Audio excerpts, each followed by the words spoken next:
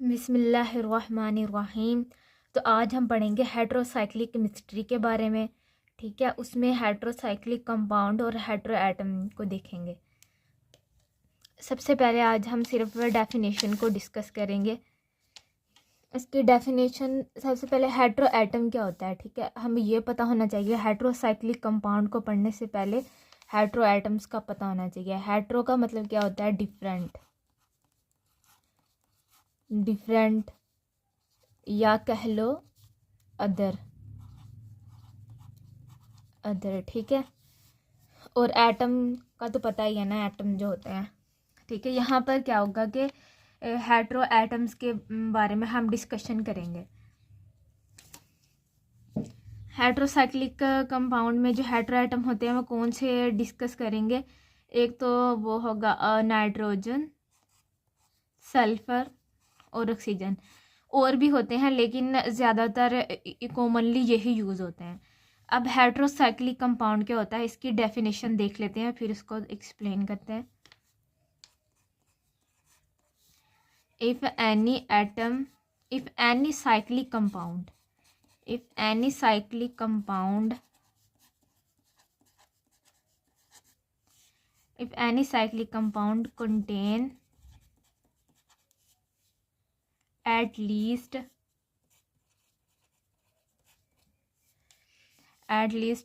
one atom like oxygen, nitrogen, sulfur, known as heterocyclic compound, heterocyclic compound। और फिर क्या कहेंगे, then if it is contain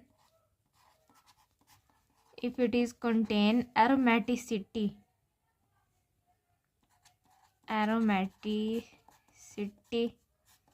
in cyclic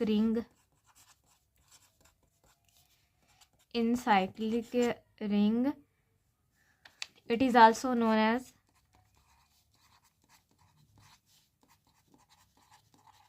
known as heterocyclic compound।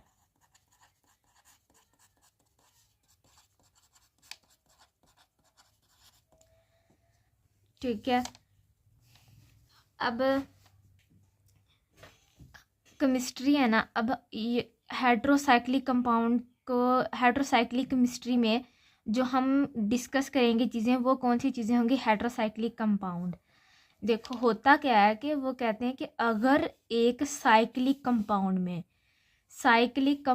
में contain at least one atom, एक cyclic compound में एक ऐसा atom हो, जैसे कि कौन से एटम मौजूद हो, कम से कम एक एटम इस तरह का तो मौजूद होना चाहिए। ऑक्सीजन, नाइट्रोजन और सल्फर, कम से कम एक एटम मौजूद होना चाहिए जो किसी का हो, ऑक्सीजन, नाइट्रोजन या सल्फर का हो।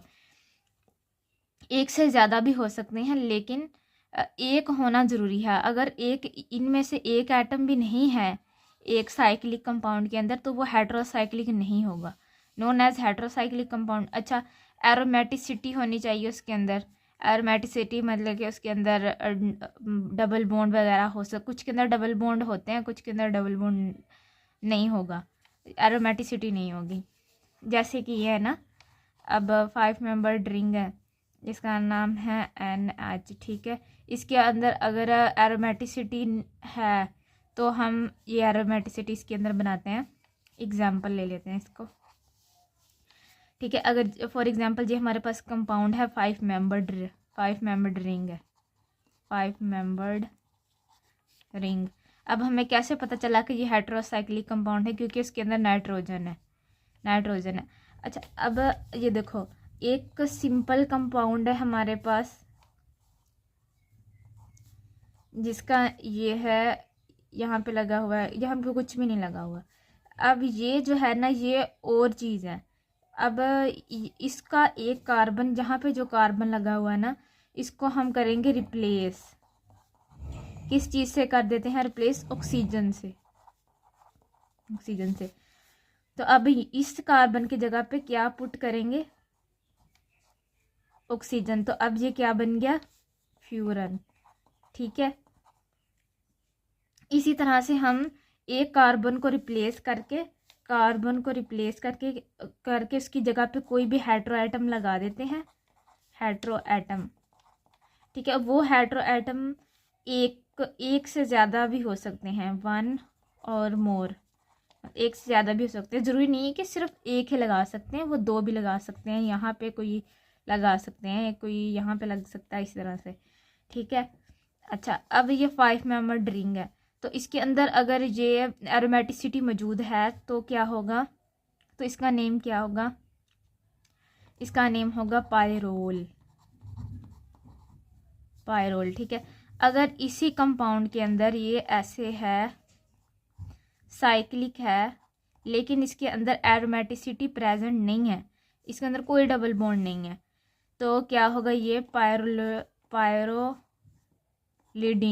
पायरोलिडीन इसका नेम होगा। ठीक है, तो यहाँ पे सैचुरेशन और अनसैचुरेशन वाला ना कॉन्सेप्ट आ जाता है। यहाँ पे एरोमेटिसिटी प्रेजेंट है, एरोमेटिसिटी प्रेजेंट,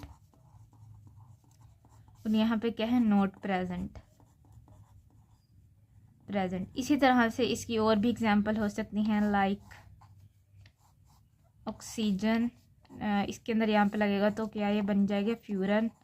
ये वाली पायरोल वाली एग्जांपल होगी। और क्या चीज़ हो सकती है? सल्फ़र को लगा के देख लेते हैं, अगर जहाँ पे सल्फ़र होगा तो क्या बन जाएगा? ये थायोफीन, थायोफीन। ओके, अब अगर किसी साइक्लिक रिंग के अंदर, ये तो 5 मेंबर्ड है ना, फॉर एग्जांपल 6 मेंबर्ड भी हो सकती है, 6 मेंबर्ड रिंग के अंदर भी वो हो सकते हैं, इस तरह के हेटेरो एटम हो सकता है। अगर हेटेरो एटम प्रेजेंट है, 5 membered, 6 membered, 4 member, 3 member, 4 member, 5 membered होगी रिंग। अगर इन सब के अंदर 7, 8, 9, 10 अगर हेटेरो एटम प्रेजेंट है, अगर हेटेरो एटम प्रेजेंट होगा तो ये क्या बन जाएंगे? Heterocyclic compound. अगर प्रेजेंट नहीं है तो ये दूसरे सिंपल कंपाउंड रहेंगे, सिंपल ऑर्गेनिक कंपाउंड में जो होते हैं। अगर तो ये प्रेजेंट आ गया तो इसका मतलब ये कौन सी, ये किस कैटेगरी में आ गया? हेटेरोसाइक्लिक कंपाउंड्स की कैटेगरी में आ गया। अगर नाइट्रोजन होगा, सल्फ़र होगा, इसी तरह से। तो इसकी डेफिनेशन भी दी हुई है। ओके, अल्लाह हाफिज़।